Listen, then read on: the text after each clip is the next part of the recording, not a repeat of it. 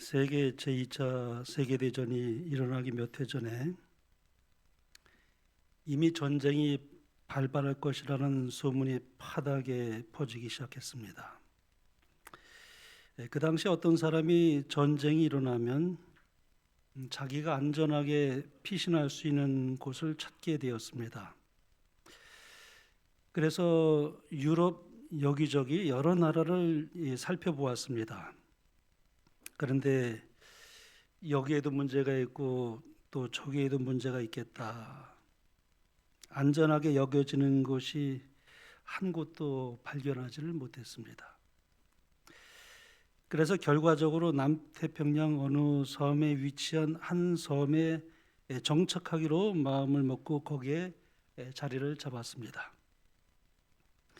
그것은 정말 아름다운 섬이었습니다. 이곳이야말로 내가 남은 여생을 은신처로 삼기에는 최적의 피난처가 되겠구나 하는 생각을 했습니다. 그 섬의 이름이 과달카날이라는 그런 섬입니다. 혹시 이 섬에 대해서 들어본 적 있습니까? 이 섬은 태평양 전쟁 당시에 가장 치열한 전투가 일어났던 곳입니다. 가장 유혈극이 처참했던 곳이 바로 이곳이었어요. 이분은 아주 기발한 생각을 했죠. 자기 가장 안전하고 피난처가 될 만한 곳이라 여겼는데 공교롭게도 그곳이 가장 치열한 전투의 장소였고 가장 많이 피 흘린 장소이기도 했습니다. 그에게 문제가 있었던 것은 올바른 피난처를 찾지 못했다고 하는 사실입니다. 그분은 장차 임하게 될 그 사건의 전모를 알지 못했던 것입니다. 결과론적으로 그분은 자신을 위해서 가장 현명한 선택을 하지 못했던 것입니다. 그러면 우리가 장차 있을 그 환란이 있지 않습니까? 이 성경에 보면은 개국 이래로 속담은 환란이 있게 될 것이다 그랬습니다. 또 우리 그리스도인들에게는 또 핍박이 있을 것을 예고하고 있습니다.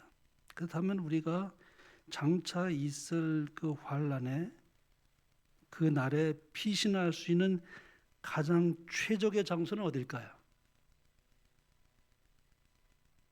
딱 한 군데 있습니다. 어딘지 제가 가르쳐 드릴까요? 예수님 아닙니다. 예수님 아니에요. 우리가 피할 곳이 어디 있겠습니까? 어디를 숨어서 지내면 그것이 안전하겠습니까? 시골 생활을 한다? 우리가 어디 아무리 그런다 하더라도 숨어 있을 곳이 없습니다. 근데 숨을 곳이 딱 한 군데 있어요. 예수님 안에, 예수님 안에. 가장 안전하고 우리가 어디를 가든지 정말 가장 최고의 피난처입니다.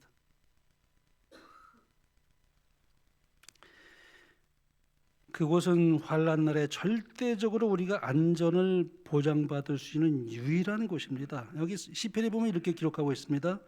여호와께서 환난 날에 나를 그의 초막 속에 비밀히 지키시고 그의 장막 은밀한 곳에 나를 숨기시며 높은 바위 위에 두시리로다. 이곳이 어디입니까? 나는 주의 힘을 노래하며 아침에 주의 인자심을 높이 부르오리니 주는 나의 요새시며 나의 환난 날의 피난처심이니이다. 여러분 이 말씀에 동의하시면 우리 모두 아멘 하시겠습니다. 예수님이야말로 우리가 숨을 수 있는 유일한 피난처입니다. 오늘 읽은 교동문의 말씀의 배경이 되는 그 말씀이 요한복음 14장이에요. 예수님께서 요한복음 14장에 이 제자들의 유언과 같은 마지막 설교의 말씀을 그때 하셨습니다. 이제 곧 예수님은 떠날 것입니다. 그리고 제자들은 아주 폭풍과 같은 그 이 엄청난 핍박을 직면해야만 했던 것이었기 때문에 요한복음 14장은 아주 정말 비장한 그런 이 환경 가운데서 마지막으로 제자들에게 설교한 말씀이 기록된 것이 요한복음 14장이에요. 영감의 글은 이렇게 기록하고 있습니다. 예수님께서는 제자들과의 임박한 이별을 말하려고 하셨다. 소자들아, 내가 아직 잠시 너희와 함께 있겠노라. 너희가 나를 찾을 터이나 그러나 일찍 내가 유대인들에게 너희는 나의 가는 곳에 올 수 없다고 말한 것과 같이 너희에게도 이르노라. 이 말씀을 들을 때 제자들은 기쁠 수가 없었다. 그들은 공포에 사로잡혔다. 이제 그분은 외롭고 의지할 곳 없는 제자들을 떠나려고 하셨다. 그들의 마음을 가득 채운 것은 암담한 미래였다. 이때 제자들에게 마지막으로 남기신 설교 말씀이 이렇게 시작됩니다. 너희는 마음에 근심하지 말라. 위로의 말씀을 주셨어요. 하나님을 믿기 때문에, 예수님을 믿기 때문에, 성령님을 믿기 때문에, 그리고 아버지 집에 거할 곳이 많기 때문에 이별이나 죽음을 두려워하지 말고 근심하지도 말라. 그렇게 위로의 말씀을 주셨습니다.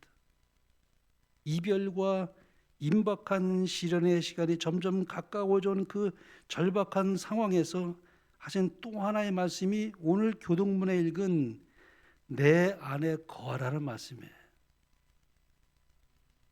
요한복음 14장은 너희는 마음에 근심하지 말라. 그 다음에 요한복음 15장에는 이어서 하신 말씀이 내 안에 거하라. 오늘 교동문에서 그렇게 말씀하고 있지 않습니까? 이 교동문에 있는 말씀을 포함해서 요한복음 15장 1절부터 7절까지 말씀 보면은 내 안에 거하라는 말씀이 7번이나 나옵니다. 참 많이 나와요. 7절 가운데 7번이 내 안에 거하라. 내 안에 거하라는 이 말씀은 내 안에 머물러 있어라. 나를 떠나지 말고 내 안에 붙어 있어라. 그런 뜻이죠. 오늘 본문은 예수님과 우리의 관계를 포도나와 가지로 그렇게 비유해서 설명하고 있습니다. 영감의 글에는 포도나무와 가지의 이 관계를 이렇게 영해하고 있습니다.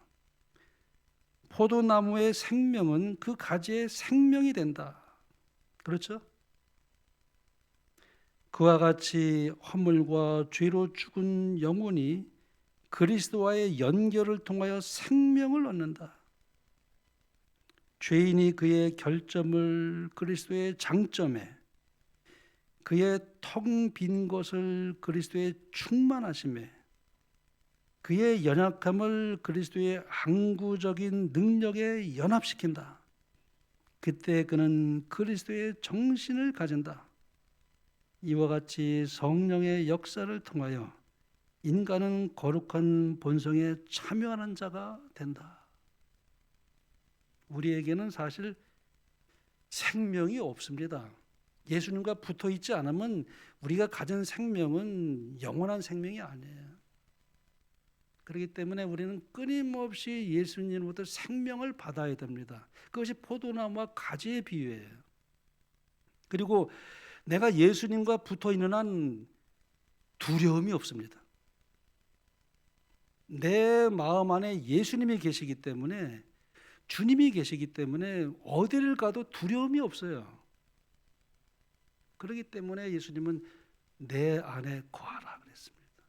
너희는 마음에 근심도 하지 말라. 나를 믿으니 아버지를 믿으라. 하나님을 믿으니 나를 믿으라.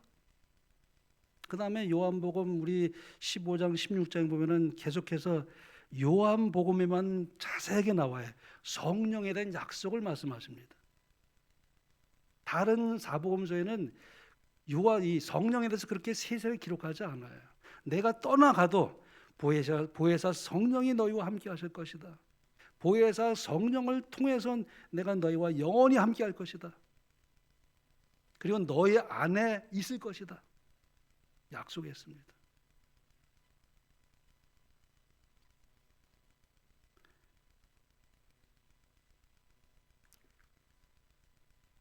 나는 포도나무여 너희는 가지니라. 너희들은 포도나무와 이 가지가 떨어질 수 없는 것처럼 나에게 붙어 있는 내게서 떨어질 수 없는 존재들이란다. 그렇게 말씀하고 있습니다. 그러므로 내 안에 거하라. 나도 너희 안에 거하리라. 예수님이 우리 안에 어떻게 거할 수 있죠? 성령을 통해서입니다. 성령과 예수님은 하나예요. 아버지 하나님과 아들도 하나고 아들 하나님과 성령도 하나입니다. 그러니까는 성령을 통해서 언제나 예수님은 우리와 함께 하실 수 있고 우리 안에 거하십니다. 그래서 우리는 믿는 자에게는 성령이 내재해 계십니다. 성령이 내재해 계신다는 것은 예수님이 내 안에 거한다는 것입니다. 우리가 침례를 받으면 무엇을 선물로 주신다 그랬습니까? 성령을 선물로 주신다 그랬어요. 성령이 아니면 우리는 거듭날 수 없습니다. 근데 거듭나서도 마찬가지예요. 언제나 우리가 성령이 우리 안에 거하시기 때문에 주님 또한 우리 마음에 거하십니다. 그럴 때는 두려움이 없어요. 신기합니다. 두려움을 내어 쫓습니다. 사랑에는 두려움이 없다 그랬어요. 두려움을 내어 쫓습니다. 예수님은 지금 아주 신비스러운 존재 방식에 대해서 여기 말씀하고 계세요. 너희가 내 속에 들어와 살 수 있고 내가 너희 속에 들어가서 살 수 있느니라. 이 놀라운 신비의 연합이에요. 여러분 여기 주보에 제가 이렇게 명상의 셈이 있는데요. 이건 참 영감을 받지 않으면 기록할 수 없는 정말 아주 영감의 글이에요. 한번 보겠습니다. 하나님의 독생자에게서 기인하신 성령께서는 인간의 몸과 혼과 영을 그리스도의 완전하신 신인성에 붙들어 매신다. 이 연합은 포도나무와 그 가지가 붙어 있는 것으로 상징되었다. 유한한 인간이 그리스도의 인격에 연결된다. 믿음을 통하여 인성이 그리스도의 본성에 흡수된다. 우리는 그리스도 안에서 하나님과 하나가 된다. 이게 얼마나 엄청난 말씀인지 모릅니다. 신비스러운 연합이에요. 아버지 하나님과 아들 하나님과 성령 하나님 언제나 하나인 것처럼 우리도 하나님과 하나가 된다는 것은 놀라운 이건 기독교의 그 비밀이자 축복이에요. 그것을 포도나무와 가지로서 예수님은 마지막에 그 설교를 하시고 감람산으로 출발합니다. 그런데 이제 우리가 귀신 들린 사람 여러분 본 적 있습니까? 귀신 들린 사람. 성경에 보면 귀신 들린 사람 나오잖아요. 저 귀신 들린 사람 봤습니다. 여러분도 아마 다 보셨을 거예요. 무당 굿할 때요. 신 들리면 어떻습니까? 그 날카로운 작두에 올라서 막 춤을 춰요. 그래도 발 하나 상하지 않아요. 참 신기해요. 그리고 죽은 사람을 불러와요. 그래서 흉내를 내죠. 목소리 똑같이 냅니다. 그리고 살아있을 때 그 행동 고지를 그대로 흉내내요. 그러니까 사람들이 놀래잖아요. 죽은 우리 오빠가 왔네. 귀신 들린 사람이에요, 무당은.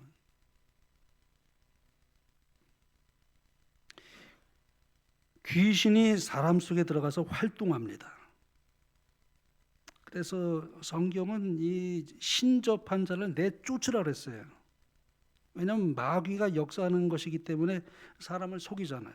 여기 레위기보 이렇게 말씀합니다. 너희는 신접한 자와 박수를 믿지 말며 그들을 추종하여 스스로 더럽히지 말라. 나는 너희 하나님이 여호와니라. 그 다음에 또 이렇게 말씀합니다. 어떤 사람이 너희에게 말하기를 주절거리며 속살거리는 신접한 자와 마술사에게 물으라 하거든 백성이 자기 하나님께 구할 것이 아니냐. 산 자를 위하여 죽은 자에게 구하겠느냐 하라. 그래서 우리 사람들이 점 치는 자에게 점을 보고 가는 사람이 얼마나 많습니까? 일반 개신교인들 중에도 또 교회 다니면서도 그렇게 또 점 치는 사람 또 찾아다니는 사람도 있다는 말을 제가 들었어요. 참 놀랄 일이에요. 아니 어떻게 점 치는 자를 찾아갈 수 있습니까? 마찬가지로 예수님께서 우리 속에 들어와서 사실 수가 있습니다. 또 우리들이 예수님 속에 들어갈 수 있다는 말씀을 합니다. 그래서 사도 바울이 이게 바울 서신에 보면은 내가 그리스도 안에 그런 말을 참 많이 해요. 그리스도께서 내 안에 그런 말도 아주 많이 합니다. 내가 그리스도 안에 그리스도께서 내 안에. 우리 여기 보면은 이렇게 말씀하죠. 로마서 8장 1절에 보면은 그리스도 예수 안에 있는 자에게는 결코 정죄함이 없나니. 어떻게 우리가 예수님 안에 들어갈 수 있을까요? 유일한 한 가지 방법은 믿음으로만 가능합니다. 믿음 아니면 예수님 안에 들어갈 수가 없어요. 예수님이 우리의 대표자시기 때문에 성육신을 하고 이 땅에 오셨다는 그 자체가 뭐냐면은 우리를 다 그분 안에 이렇게 넣으셨어요. 그래서 예수님은 둘째 아담이셔요. 또 마지막 아담이에요. 우리가 아담 때문에 우리가 이 땅에 존재하게 됐던 것처럼 예수님께서 둘째 아담을 오셨기 때문에 우리 모든 인류가 그분에게 흡수됐어요. 그분 안에 다 들어갈 수 있게 됐어요. 근데 그거를 믿음으로만 우리가 그것을 믿음으로만 효력이 있기 때문에 그 사실을 믿음으로 받아들일 때만 우리가 예수님 안에 들어갈 수가 있어요. 그래서 예수님 안에 있는 나, 우리 그것을 잊지 말아야 됩니다. 지금 우리 예수님께서 하늘 지성에서 봉사하고 계시지만은 믿음으로 우리가 예수님과 함께 지성소 안에 들어가는 경험을 합니다. 믿음으로. 그리고 그분이 흘리는 그 피의 그 공로를 통해서 내가 주님과 함께 이 믿음으로 그분과 들어가는 경험을 하게 돼요. 믿음으로만 가능합니다. 그리고 그것을 믿음을 받아들일 때 하나님은 성령을 보내셔요. 그래서 우리 안에 들어와 사십니다. 예수님이. 놀라운 얘기 아니겠습니까? 그래서 우리가 연합이 되는 거예요. 예수님과 연합이 됩니다. 이 침례는 연합을 상징합니다. 침례는 예수님은 우리의 머리가 되시고 나는 그의 몸이에요. 떨어질 수가 없어요. 떨어질 수 없는 존재입니다. 포도나무 가지입니다. 생명을 계속 받아야 돼요. 한 번 받는 끝인 것이 아니라 계속 받아야 됩니다. 예수님 오실 때까지 유지해 나가야 돼요. 그 관계를. 그래서 교제가 필요합니다. 그래서 기도가 필요합니다. 떨어지지 않도록 내 안에 거하라. 나도 너희 안에 거하리라. 예수님께서 이 마지막 순간에 이 기독교의 신비한 연합의 축복의 비밀을 제자들에게 말씀하셨습니다. 내 안에 거하라. 나도 너희 안에 거하리라. 왜요? 성령을 통해서 가능합니다. 그래서 우리 요한계시록에 보면은 그 비밀이 여기 나와 있는데요. 이렇게 말씀합니다. 요한계시록 보면은 볼지어다 내가 문 밖에 서서 두드리노니 누구든지 내 음성을 듣고 문을 열면 내가 그에게로 들어가 그와 더불어 먹고 그는 나와 더불어 먹으리라. 이 사울이라는 사람이 다메섹으로 가는 길에서 부활하신 예수님의 음성을 듣게 됩니다. 사울아 사울아 내가 어찌하여 나를 핍박하느냐. 사울이 예수님의 음성을 듣죠. 그리고 그의 마음을 열고 예수님을 이제 마음에 영접하죠. 그래서 이제 아나니아의 기도를 통해서 성령의 충만함을 받습니다. 그 이후부터 사울은 나중에 바울로 이름이 바뀌죠. 그리스도 안에, 그리스도는 내 안에 라는 그런 구원의 축복을 경험하며 그의 서신에 많이 그것을 기록합니다. 그래서 참 이 어떻게 보면은 바울의 복음의 그 핵심은 두 가지로 말할 수 있어요. 내가 그리스도 안에, 그리스도께서는 내 안에로 대표될 수 있는 그런 안에라는 말을 참 많이 사용합니다. 우리도 마찬가지죠. 우리가 예수님의 음성을 듣고 회개하면, 마음을 열면 예수님께서 저와 여러분의 마음속에 들어와 계십니다. 그래서 우리가 이제 주님 안에서 우리가 살게 되는 것이죠. 그래서 이제 그걸 믿으시면 우리 모두 아멘 하시겠습니다. 예수님이 우리 안에 들어와서 사시고 계셔요.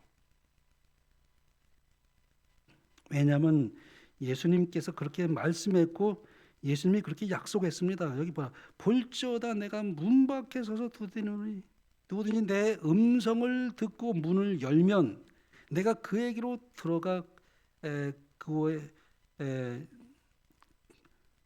그와 더불어 먹고 그는 나와 더불어 먹으리라. 이 교제입니다. 교제. 그래서 이렇게 말씀했어요. 내 말이 너희 안에 거하면 너희가 내 안에 거하리라 그랬어요. 말씀이에요. 말씀을 통해서 우리는 예수님과 교제할 수 있고 그분 안에 들어갈 수 있고 주님은 우리 안에 들어와 계셔요.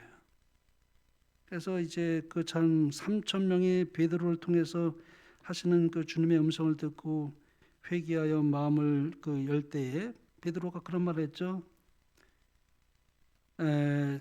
침례를 주면서 침례를 받으면 성령을 선물로 주실 것이다. 그런 말씀이었어요. 그래서 성령을 통해서 예수님은 우리 마음에 들어오시는데 그거에 대해서 아주 그 은혜로운 그 작사를 한 분이 계시죠. 우리 찬미가 456장이면은 주 예수님 내 마음에 오사. 참 아름다운 찬미예요. 여기 제가 이제 한 절만 읽어보면요. 주 예수님 내 마음에 오사 날 붙들어 주시고 내 마음에 새 힘을 주사 늘 기쁘게 하소서. 나의 마음에 주 들어오사 갭소서. 오늘 이제 나의 마음에 주 임하여 주옵소서. 저는 이 찬미를 부를 때마다 참 은혜가 많아요. 그 다음에 또 이런 찬미가 있어요. 649장에 주님이 내 마음에 들어와 계신 후, 이런 찬미인데요. 주님이 내 마음에 들어와 계신 후 변하여 새 사람 되고 내가 늘 바라던 참빛을 찾으니 내 마음 눈 밝아졌네. 주 내 마음에 와 계신 후, 주 내 마음에 와 계신 후 물밀듯 내 마음에 기쁨의 물결이 늘 넘쳐서 흐르도다. 참 얼마나 영감적으로 이렇게 아름다운 작사를 했는지. 내가 그리스도 안에, 그리스도께서 내 안에 들어와서 사는 사람들이 누리는 이 축복 세 가지가 오늘 본문에 기록되고 있는데, 첫째는 과실을 많이 맺는 축복입니다. 두 번째는 기도의 응답을 받는 축복이에요. 세 번째는 기쁨이 충만해지는 축복입니다. 첫째는 과실을 많이 맺는다고 했습니다. 주님과 붙어 있는 사람은 과실을 많이 맺을 수밖에 없습니다. 절로 과실을 맺는다고 했어요. 포도나무의 가지가 이렇게 연결이 되면은 그 가지가 노력해서 되는 게 아니라 절로 열매를 맺는다 그랬어요.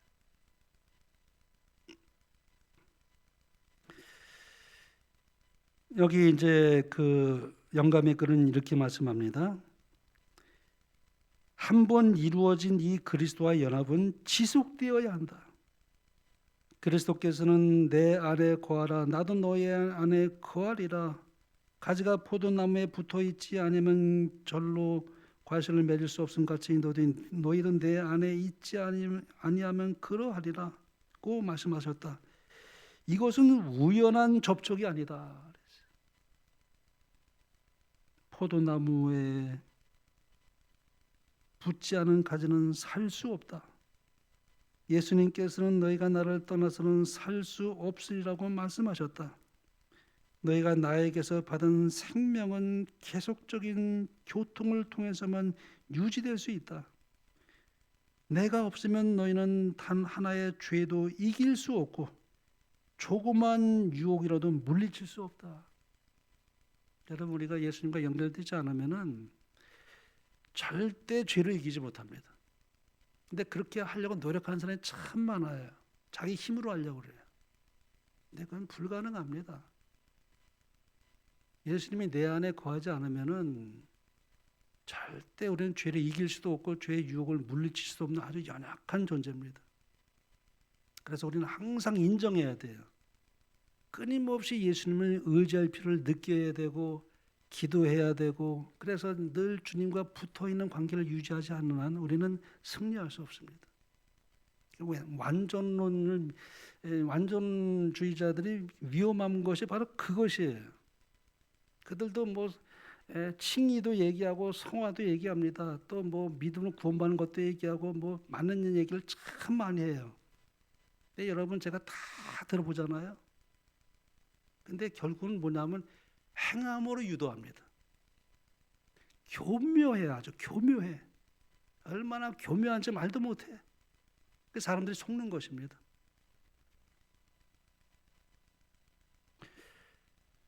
불행한 사람들은 완전주의에 빠지면 나오기가 참 힘들다는 것입니다.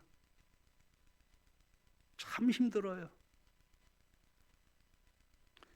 그래서 사랑의 열매, 온유의 열매, 겸손의 열매, 인내의 열매, 화평의 열매, 또 기도와 찬양의 열매, 절제의 열매, 예수님이 우리 안에 들어오시면 절로 그 열매가 맺히는 것이에요. 한 말씀을 더 보겠습니다. 여기 영감이 그렇게 말합니다. 그리스도 안에 거한다는 것은 그분의 성령을 계속적으로 받아들이는 생애를 의미한다. 교통의 통로는 인간과 하나님 사이에 계속적으로 열려 있어야 한다. 영혼이 그리스도께 연결되어 있는 한 시들어버리거나 부패할 위험은 없다. 포도나무의 생명은 가지에 달린 향기로운 열매 가운데 명백히 나타날 것이다. 성령의 열매가 우리의 생애 가운데 나타날 것이며 한 사람도 잃어버림을 당치 않을 것이다. 안전합니다. 어디를 가나 안전해요. 우리가 어디 숨을 곳이 어디 있겠습니까? 피신할 곳이 어디 있겠습니까? 예수님밖에 없습니다. 그러니까 안전을 보장합니다. 안전을 보장해요, 예수님께서. 두 번째는 기도 응답을 받아요. 주님과 연결되어 있는 사람은 항상 기도를 응답받을 수밖에 없습니다.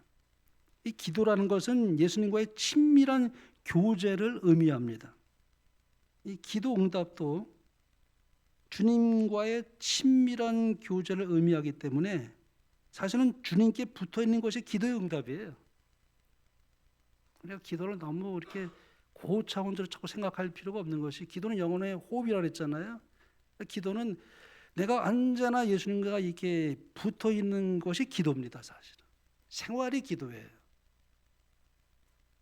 그래서 우리는 무시로 성령 안에서 기도하라는 말씀, 바로 그 말씀이죠. 그래서 우리가 물론 기도에 많은 기도 제목이 있지만은 그 모든 것은 하나님께 우리가 맡기고 기다릴 때 하나님의 뜻 안에서 가장 적절할 때 하나님께서 기도 응답해 주실 것입니다. 하나님의 뜻 안에 우리가 모든 걸 맡기는 것이 중요한 것이지, 인간적인 어떤 욕심으로 기도하는 것, 하나님께서 가장 좋을 때 가장 좋은 방법으로 기도의 응답을 해주시기 때문에 사실은 연결되어 있는 것이 기도예요. 깨어 기도를 했잖아요. 기도하는 것이 깨어 있는 것이고 깨어 있는 것이 기도입니다. 똑같은 겁니다. 사실은 같은 선상에서 봐야 돼요. 내가 항상 깨어 있으려면 기도해야 돼요. 기도하면 항상 깨어 있게 돼요.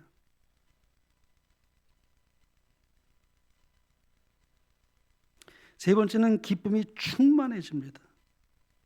주님과 붙어 있는 사람은 늘 기쁨을 누릴 수밖에 없습니다. 친밀한 교제 그 자체가 기쁨이기 때문에 그래요. 예수님과의 친교가 늘 유지되는 사람은 그래서 늘 기쁨이 있을 수밖에 없다는 것입니다. 내가 예수님과 분리되는 순간 기쁨은 사라져요. 사라집니다. 근데 예수님과 내가 붙어 있으면 언제나 기쁨이 충만해요. 이제 말씀을 마치겠습니다. 우리는 오늘 이 안식일 아침에 예수님을 믿고 따르는 제자들에게 있어서 가장 중요한 말씀이 뭔지를 한번 생각해 보았습니다. 이 세상을 살아가면서 우리가 항상 기억하고 힘써야 할 일이 무엇인가 그것을 가르치셨는데 그것은 이별이나 죽음의 위기 상황에서도 반드시 기억해야 할 말씀이에요. 그 말씀은 내 안에 거하라. 때로는 사랑하는 사람과의 사변을 경험하기도 하고 또 우리는 어떤 때는 이 마지막 때에 정말 모진 핍박을 통해서 우리가 어디 떠나야 할 때도 있을지 모르겠습니다. 그러나 우리가 기억해야 될 것은 내 안에 거하라. 내 안에 거하라. 그게 우리에게 가장 큰 위로입니다. 가장 큰 소망이에요. 가장 아주 안전을 보장해 주는 주님의 메시지예요. 주님의 음성을 듣고 회개하며 예수님을 믿는 사람들은 이미 주님 안에 있습니다. 한 가지 조심할 것이 있어요. 다른 영이 내 안에 들어오지 않도록 조심해야 됩니다. 점점 거짓 교사들과 거짓 영역사가 참 많아요. 거짓 선지자들. 우리 교회 안에도 굉장한 흔들림이 있을 것입니다. 체질이라고 그랬어요. 흔들릴 것은 다 흔들린다고 그랬어요. 말씀에 굳게 서지 않으면 다 흔들릴 것입니다. 가론 유다의 마음속에 마귀가 들어가니까 유다는 마귀 안에 거하는 불행한 사람이 되었습니다. 디모데 후서에 보면은 데마라는 사람이 본래는 주님 안에 거했지만 세상이 좋아서 세상으로 달려가니까 결국 가서는 데마는 세상 안에 거하는 그런 불행한 사람이 됩니다. 그래서 여기 디모데에서 보면 사도 바울이 이렇게 기록했습니다. 데마는 이 세상을 사랑하여 나를 버리고 데살로니가로 갔고. 그래서 우리가 너무 세상을 사랑하지 않게 되길 바랍니다. 세상 사는 재미에 빠지면 안 돼요. 세상에 주는 달콤함에 자꾸 우리가 넘어가면 안 됩니다. 물론 세상에 주는 아주 즐거움이 있어요. 오락도 있고. 근데 그런 거에 참 잘못하면 세상을 너무 사랑하지 않게 되기를 바랍니다. 여기 이렇게 말씀하잖아요. 이 세상이나 세상에 있는 것들을 사랑하지 말라. 누구든지 세상을 사랑하면 아버지의 사랑이 그 안에 있지 아니하니 그랬습니다. 너무 또 돈을 사랑하지 않게 되길 바랍니다. 여기 이렇게 말씀하잖아요. 돈을 사랑함이 일만하게 뿌리가 되나니 이것을 탐내는 자들은 미혹을 받아 믿음에서 떠나 많은 근심으로써 자기를 찔렀도다. 돈을 너무 사랑하면 믿음에서 떠날 위험이 있습니다. 여러분, 돈은 참 좋은 것입니다. 왜냐하면 돈이 있어야 하나님의 사업도 할 수 있잖아요. 그렇지 않습니까? 돈이 얼마나 중요한지 몰라요. 우리가 하나님 앞에 헌물드리는 것은 아주 귀한 것입니다. 돈이 있어야 병도 고칠 수 있습니다. 돈이 있어야 걱정 없이 또 편안하게 살 수 있죠.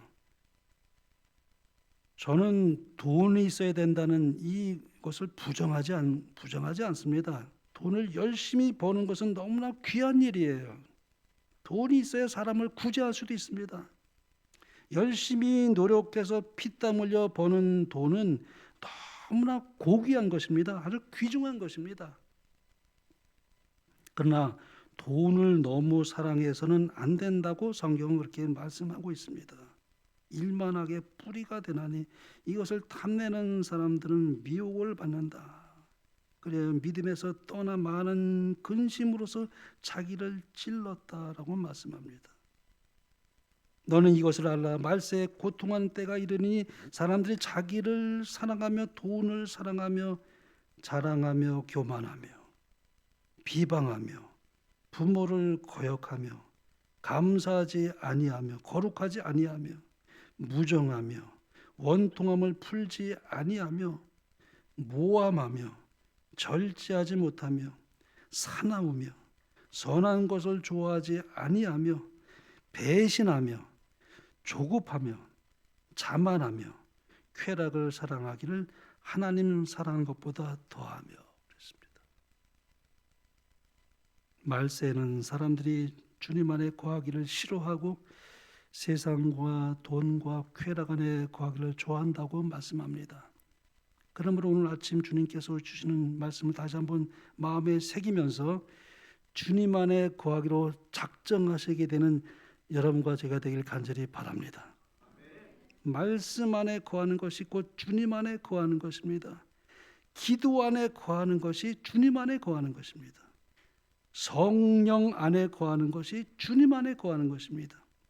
사랑 안에 거하는 것이 주님 안에 거하는 것입니다.